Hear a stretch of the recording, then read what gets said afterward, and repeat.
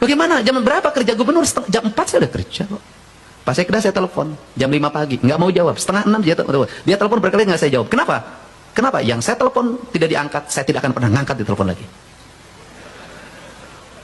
Pak, punten di silent HP-nya. Kunaon maneh teh belegug, dokter HP di silent.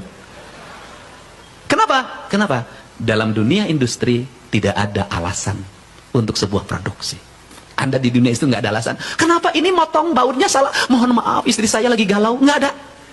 Kejam, Pak. Kita masuk pada sebuah wilayah kejam. Karena wilayah kejam, kita harus mulai kejam. Negara-negara yang membangun postur manusianya dengan kejam, kejam dalam arti disiplin, bukan kejam kekerasan, ternyata lahir orang-orang hebat.